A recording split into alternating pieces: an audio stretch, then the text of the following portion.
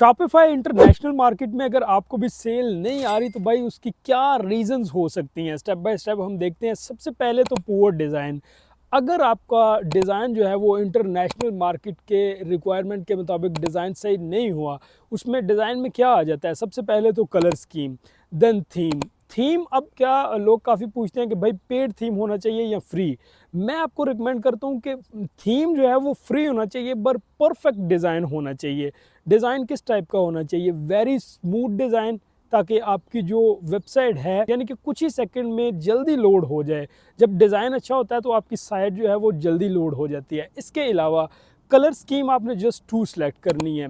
Multiple colour scheme जो है वो बिल्कुल ओल्ड फैशन्ड है, अच्छी भी नहीं लगती कस्टमर्स को भी, और साइट जो है वो ऑथेंटिक नहीं होती। आपने बड़ी साइट्स देखी होंगी, उनकी एक ही तरह की कलर स्कीम्स होती है। और जो आपने लोगो है, लोगो आपने जो आइकन लगाना है वो कलर स्कीम के साथ मैच करता हो। देन इसके बाद हम आते हैं प्रोडक्ट्स। अब प्रोडक्ट्स की बहुत बड़ी वजह है कि प्रोडक्ट की वजह से भी बाज़ दफ़ा सेल नहीं आती। अब देखें कि प्रोडक्ट किस तरह की लगानी है या कौन सी प्रोडक्ट होनी चाहिए। अब आप अगर मेरी वीडियो आज देख रहे हैं, ठीक है, तो अभी मार्केट में भाई टोटली समर्स के हवाले से जो प्रोडक्ट्स हैं वो यूज़ हो रही हैं, ग्लासेस यूज़ हो रहे हैं। इसके अलावा आउटडोर की जितनी भी प्रोडक्ट्स हैं वो सेल हो रही हैं। चलें, ये तो हो गया ट्रेंडिंग प्रोडक्ट। इसके अलावा शॉपिफाई पे कौन सी प्रोडक्ट्स हैं जो पूरा साल सेल होती रहती हैं। बहुत दफ़ा मैंने बोला कि आप किचन एंड होम आउटडोर की अगर प्रोडक्ट्स लिस्ट करते हैं तो वो सारा साल यूज़ होती रहती हैं इधर।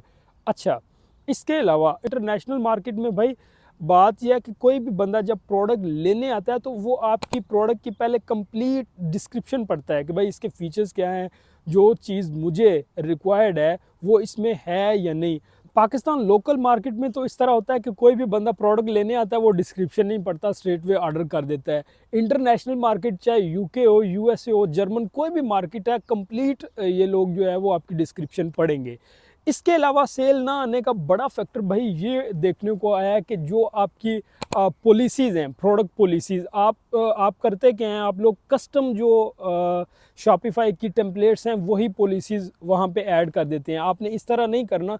जो भी आपकी रिटर्न पॉलिसी है आपकी, with in one day, with in 2 days, या जो भी आपकी है वो आपने बाकायदा मेंशन करनी है, ठीक है। इसके अलावा प्रोडक्ट की पॉलिसी, ठीक है, शिपिंग पॉलिसीज़, जितने दिन में आप जो है वो प्रोडक्ट को शिप कर रहे हैं। बाज़ दफ़ा ज़ाहिर सी बात है आप वाइट लेबल जब कर रहे होते हैं तो उसमें आपने कस्टम टेम्पलेट्स ऐड करनी होती हैं। यानी कि ये नहीं है कि अगर आप एई के साथ कर रहे हैं तो ये लोग 2 दिन में प्रोडक्ट बेचते हैं, ठीक है, और सीजे जो है वो 1 वीक लगा देता है। तो आप जो है वहाँ पे आपने मेंशन किया हुआ है 3 दिन, तो ये गलत बात है, ठीक है। इसके अलावा प्रॉपर एसईओ आप अपनी साइट जो शॉपिफाई का स्टोर है उसको प्रॉपर एसईओ करें, ठीक है।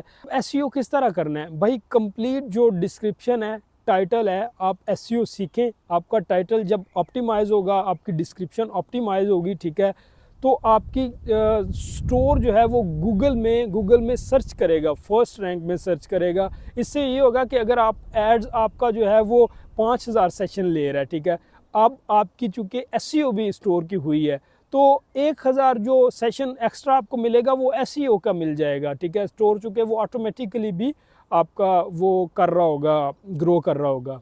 इसके अलावा भाई एड्स, एड्स कैसे रन करने हैं और कौन सा ऐड होना चाहिए। अब ये लाइक मैंने ग्लासेस पहने हैं, ठीक है, अब ये इसका ऐड इस तरह नहीं होना चाहिए कि भाई कोई बंदा वो डोर से इन हो रहा है, पहले वो बैग ओपन कर रहा है, फिर उसमें से ग्लासेस निकाल रहा है। नो, ऐड इस तरह का होना चाहिए कि फर्स्ट सेकंड में ही आपका ग्लास नज़र आना चाहिए, ग्लासेस नज़र आने चाहिए, ठीक है, चाहे वो किसी ने पहने हैं, चाहे, ठीक है, चाहे वो उसमें हाथ में पकड़े हैं। यानी कि ऐड इस तरह का होना चाहिए कि पहले 3 सेकंड्स में ही पता चल जाए कि भाई ये जो ऐड है, ये जो प्रोडक्ट है ये किस हवाले से है। इसके अलावा भाई मार्केटिंग तो चलें, आप एक सेंस में एड्स को भी लेते हैं।